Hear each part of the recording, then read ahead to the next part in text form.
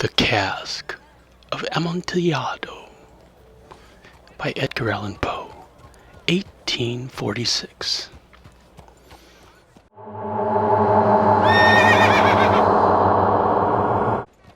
The 1,000 injuries of Fortunato I had borne as best I could, but when he ventured upon insult, I vowed revenge. You, who so well know the nature of my soul, will not suppose, however, that I gave utterance to a threat. At length I would be avenged. This was a point definitively settled, but the very definitiveness with which it was resolved precluded the idea of risk. I must not only punish, but punish with impunity. A wrong is unredressed when retribution overtakes its redresser. It is equally unredressed when the avenger fails to make himself felt as such to him who has done the wrong. It must be understood that neither by word nor deed had I given Fortunato cause to doubt my goodwill. I continued, as was my wont, to smile in his face, and he did not perceive that my smile now was at the thought of his immolation. He had a weak point, this Fortunato, although in other regards he was a man to be respected and even feared. He prided himself on his connoisseurship in wine. Few Italians have the true virtuoso spirit. For the most part their enthusiasm is adopted to suit the time and opportunity to practice imposture upon the British and Austrian millionaires. In painting and gemmery, Fortunato, like his countrymen, was a quack, but in the matter of old wines he was sincere. In this respect I did not differ from him materially. I was skillful in the Italian vintages myself, and bought largely whenever I could. It was about dusk, one evening during the supreme madness of the carnival season, that I encountered my friend. He accosted me with excessive warmth, for he had been drinking much. The man wore motley. He had on a tight-fitting party-striped dress, and his head was surmounted by the conical cap and bells. I was so pleased to see him that I thought I should never have done wringing his hand. I said to him, "My dear Fortunato, you are luckily met. How remarkably well you are looking today. But I have received a pipe of what passes for Amontillado, and I have my doubts." "How?" said he. "Amontillado? A pipe? Impossible, and in the middle of the carnival." "I have my doubts," I replied, "and I was silly enough to pay the full Amontillado price, without consulting you in the matter. You were not to be found, and I was fearful of losing a bargain." "Amontillado? I have my doubts." "Amontillado? And I must satisfy them." "Amontillado! As you are engaged, I am on my way to Lucchese. If anyone has a critical turn, it is he. He will tell me. Lucchese cannot tell Amontillado from sherry. And yet some fools will have it that his taste is a match for your own. Come, let us go." "Whither?" "To your vaults." "My friend, no, I will not impose upon your good nature. I perceive you have an engagement. Lucchese." "I have no engagement. Come." "My friend, no, it is not the engagement, but the severe cold with which I perceive you are afflicted. The vaults are insufferably damp. They are encrusted with nitre. Let us go, nevertheless. The cold is merely nothing. Amontillado, you have been imposed upon, and as for Lucchese, he cannot distinguish sherry from Amontillado." Thus speaking, Fortunato possessed himself of my arm. Putting on a mask of black silk and drawing a roquelaire closely about my person, I suffered him to hurry me to my palazzo. There were no attendants at home. They had absconded to make merry in honor of the time. I had told them that I should not return until the morning, and had given them explicit orders not to stir from the house. These orders were sufficient, I well knew, to ensure their immediate disappearance, one and all, as soon as my back was turned. I took from their sconces 2 flambeaux, and giving one to Fortunato, bowed him through several suites of rooms to the archway that led into the vaults. I passed down a long and winding staircase, requesting him to be cautious as he followed. We came at length to the foot of the descent, and stood together on the damp grounds of the Montresors. The gait of my friend was unsteady, and the bells upon his cap jingled as he strode. "The pipe," said he. "It is farther on," said I, "but observe the white webwork which gleams from these cavern walls." He turned towards me and looked into my eyes with two filmy orbs that distilled the rheum of intoxication. "Niter?" he asked at length. "Niter," I replied. "How long have you had that cough?" My poor friend found it impossible to reply for many minutes. "It is nothing," he said at last. "Come," I said with decision, "we will go back. Your health is precious. You are rich, respected, admired, beloved. You are happy, as once I was. You are a man to be missed. For me it is no matter. We will go back. You will be ill, and I cannot be responsible. Besides, there is Lucchese." "Enough," he said. "The cough is a mere nothing. It will not kill me. I shall not die of a cough." "True, true," I replied. "And indeed I had no intention of alarming you unnecessarily, but you should use all proper caution. A draught of this Medoc will defend us from the damps." Here I knocked off the neck of a bottle which I drew from a long row of its fellows that lay upon the mould. "Drink," I said, presenting him the wine.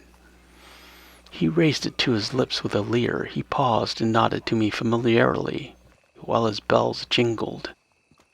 "I drink," he said, "to the buried that repose around us, and I to your long life." He took again my arm, and we proceeded. "These vaults," he said, "are extensive." "The Montresors," I replied, "were a great and numerous family." "I forget your arms." "A huge human foot door in a field azure. The foot crushes a serpent rampant whose fangs are embedded in the heel." "And the motto?" "Nemo me impune lacessit." "Good," he said. The wine sparkled in his eyes and the bells jingled. My own fancy grew warm with the Medoc. We had passed through walls of piled bones, with casks and puncheons intermingling, into the inmost recesses of the catacombs. I paused again, and this time I made bold to seize Fortunato by an arm above the elbow. "The nitre," I said. "See, it increases. It hangs like moss upon the vaults. We are below the river's bed. The drops of moisture trickle among the bones. Come, we will go back ere it is too late. Your cough." "It is nothing," he said. "Let us go on. But first, another draught of the Medoc." I broke and reached him a flagon of De Greve. He emptied it at a breath.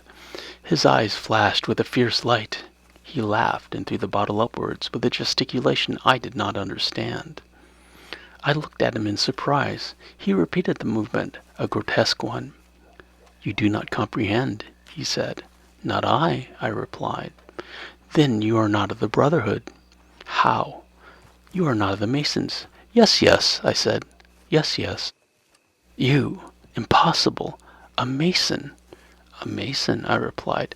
"A sign," he said. "It is this," I answered, producing a trowel from beneath the folds of my roquelaire.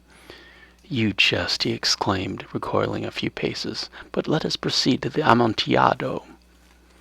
"Be it so," I said, replacing the tool beneath my cloak and again offering him my arm. He leaned upon it heavily. We continued our route in search of the Amontillado. We passed through a range of low arches, descended, passed on, and descending again, arrived at a deep crypt in which the foulness of the air caused our flambeaux rather to glow than flame. At the most remote end of the crypt there appeared another less spacious. Its walls had been lined with human remains piled to the vault overhead in the fashion of the great catacombs of Paris. 3 sides of this interior crypt were still ornamented in this manner.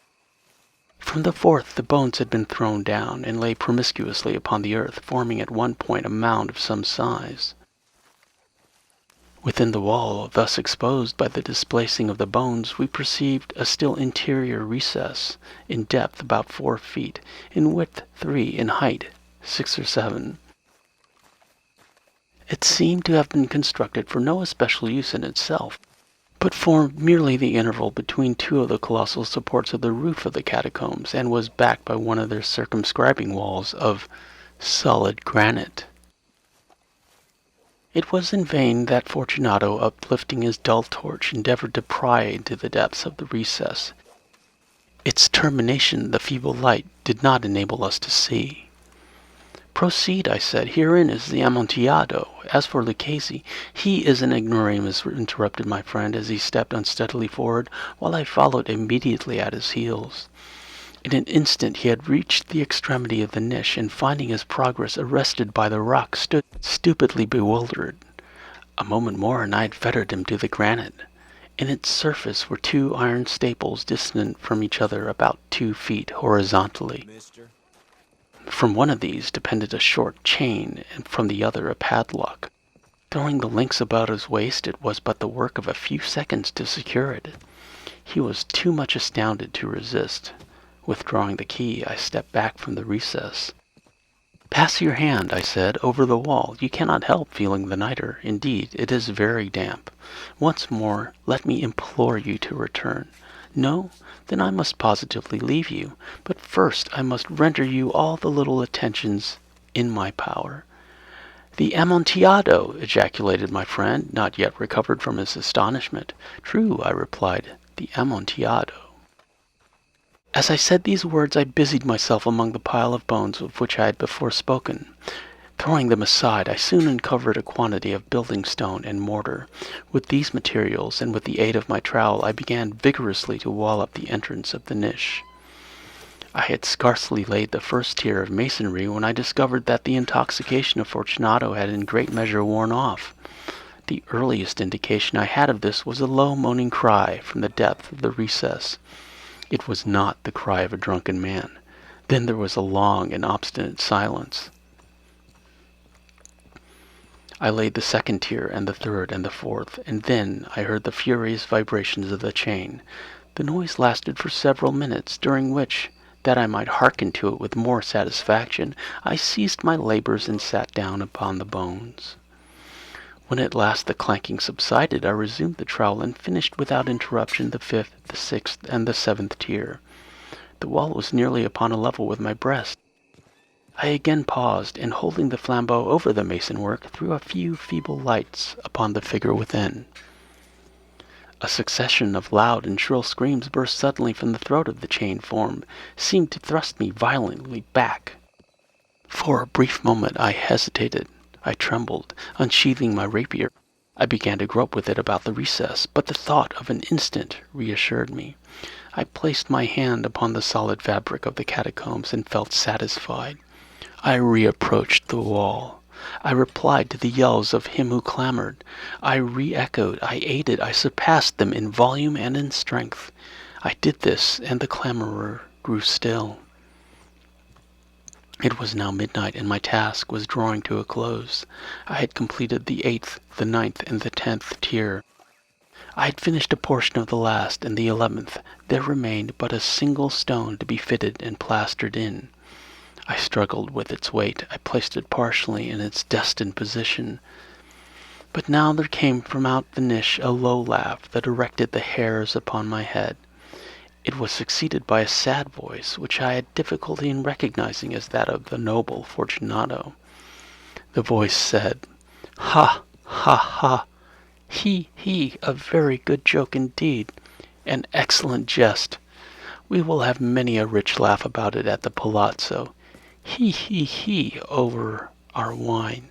He, the Amontillado," I said. He, yes, the Amontillado. But is it not getting late? Will not they be awaiting us at the palazzo, the Lady Fortunato and the rest? Let us be gone. "Yes," I said, "let us be gone." "For the love of God, Montresor!" "Yes," I said, "for the love of God!" But to these words I hearkened in vain reply. I grew impatient. I called aloud, "Fortunato!" No answer. I called again, "Fortunato!" No answer still. I thrust a torch through the remaining aperture and let it fall within. There came forth in return only a jingling of the bells. My heart grew sick on account of the dampness of the catacombs. I forced the last stone into position. I plastered it up. Against the new masonry I re-erected the old rampart of bones. For the half of a century no mortal has disturbed them. In pace requiescat. I'm Super Antonio. Thanks for listening. I appreciate your views. Like and subscribe for more videos, and we shall meet again further on down the trail.